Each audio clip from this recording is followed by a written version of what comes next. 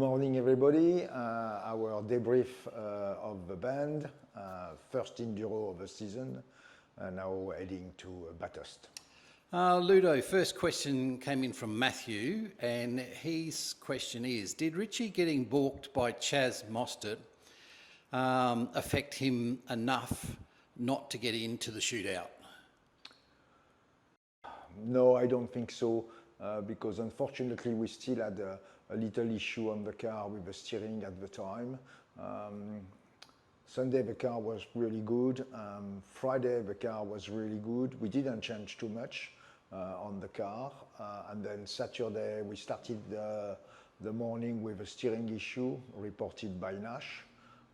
We changed a couple of things, within an hour of time in between the two sessions.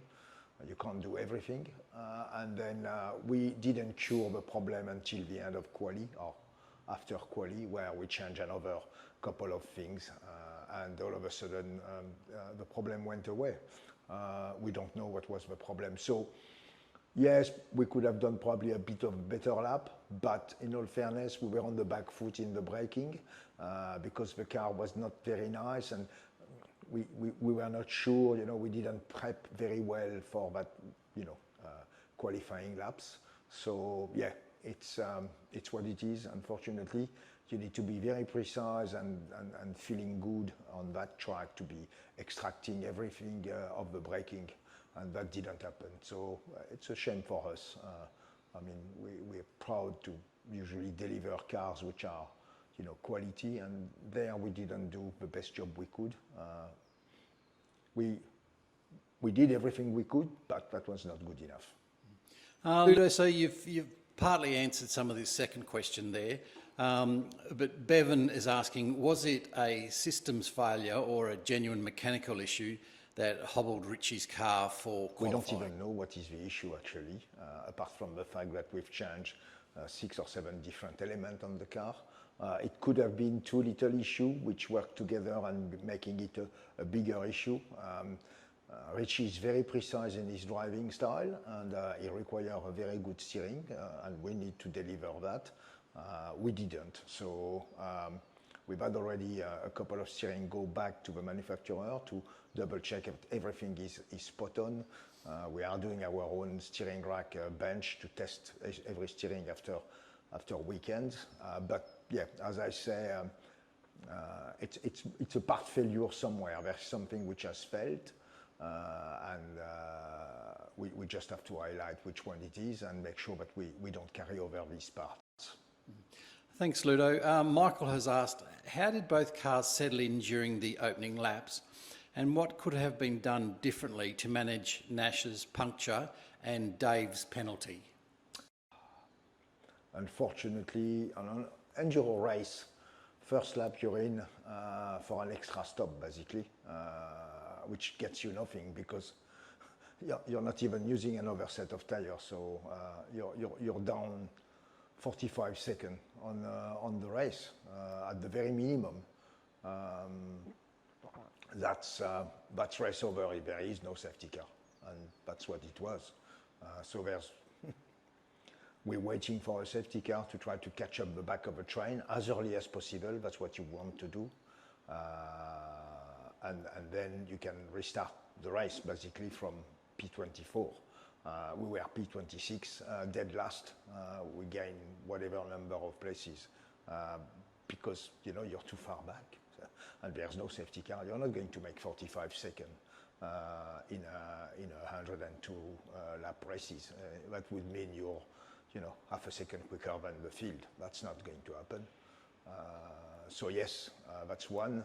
The 5-second penalty for Giras, we probably didn't do the best job at making it look 5. We probably cost ourselves another extra 2 seconds. We need to be better. We don't plan for penalty, but they do happen. And if they happen, that means we need to do a good job of them. I think we didn't count enough well for that. So that cost us a little bit. But then there's a second penalty behind that. When the driver deactivates his limiter in pit lane, accidentally trying to talk to his engineer, but that's what happened. And then all of a sudden you've got a PLP, but that's another 35, 40 seconds gone. And, you know, we've lost 5 seconds, we've lost now another 45 seconds, that's 50 seconds gone. There's no safety car. What do you want to do? Yeah, so you run deep in your tank because you're waiting for that safety car to happen, and then you can jump onto a fresh tires from the back and try to make, you know, room and come back from mid-race to the end. And that never happened. So yeah, nothing I could do or we could do to make a B strategy. There was no B strategy. The strategy on the weekend was wait for a safety car, and if there's none, just drive to the end. And the guys which won the race, that's what they did. They just drove fast, never looked at stopping one extra stop, and that's, you know, that put them on the podium, being fast and no extra stop. Thanks, Ludo. Stephen's asking, I'm curious to know what exactly went wrong with both cars at the bend during the weekend. Well, we just spoke about it. We've started to analyze the race, and I mean, on lap time we're around the 10-12 when we look, and that's running at the back of the field with, you know, incident here, incident there. If you take the good lap and the good average, we're probably in the 7, 8, 9. Both cars are quick. Richie's probably a little quicker on the weekend. So the pace of the car wasn't stupid. We were pacey. I think Richie did the 4th quickest lap of the race. And that's with fuel, that's with, you know, we were not trying to showcase how good we are. We were just, you know, trying to catch up time from the back. So what went well, you know, in quali we didn't showcase that pace. We needed to be better. That's one problem. But then in the race, in an enduro race with no safety car, you can't do mistake. If you're in the pit lane for no good reason, which is fuel or tire, you're back behind everybody. And that's what happened on the weekend, unfortunately. Thanks, Ludo. Jeff is asking, Nash's first supercar race, what did he learn and what support does he need to take the next step? I think he learned a lot. The experience would have been very interesting for him. You know, trying to understand driver change, obviously, you know, trying to adapt to a car which is not for him, try to match traces from his main driver. And in lap time, we were quite pleased. His second stint, when he doesn't have a flat spot or a delaminated tire, his second stint was pretty serious, we thought, and we were happy with that. So that's a positive for us, and that's, you know, when they do their second stint, there's still some top drivers which are coming through because they pit and then they go by. So yeah, I think he's learned a lot. He's probably learned that, but he knows that I'm sure defending sometime in the first lap or attacking sometime in the first lap. So one of our drivers attacked maybe a tiny bit too much.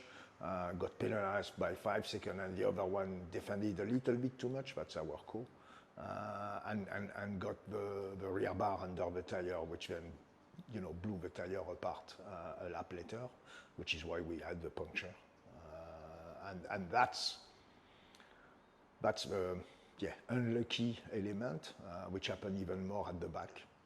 That's probably what went the worst part of the weekend was probably being unlucky in the first lap and in the pit stop when we did the infringement.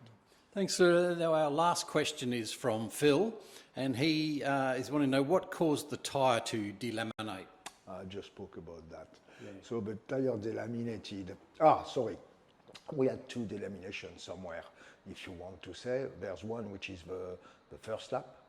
The rear bar was pushed inside the car and didn't pop back out. So she rubbed on the inside shoulder of the tire and blew the tire up, basically, because the new composite bars are quite stiff and strong.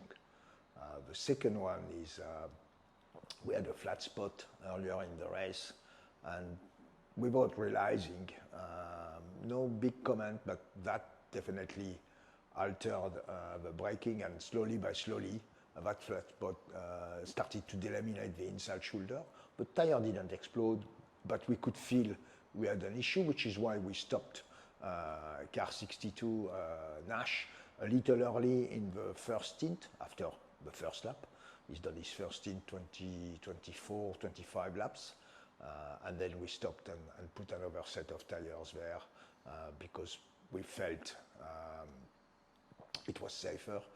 There was something, there was a vibration. So he reported an issue. We reacted, and then we went to the 44 or 45 laps. Try to remember, but yeah. One was a flat spot and one an accident damage, basically. Thanks for all your questions. Sorry to not have much more to say about the weekend, but it was actually a pretty calm weekend in our side. We had an issue on Saturday to try to cure, but that's about it. So it's difficult. And then the race, when you're at the back, not racing anybody, there's not a lot to say, apart from the lap time and looking at strength corner by corner, which is a technical side that we will do. There's not a lot to talk about, so hopefully we'll have way more things to do after Bathurst and more smile. Thank you very much for being with us.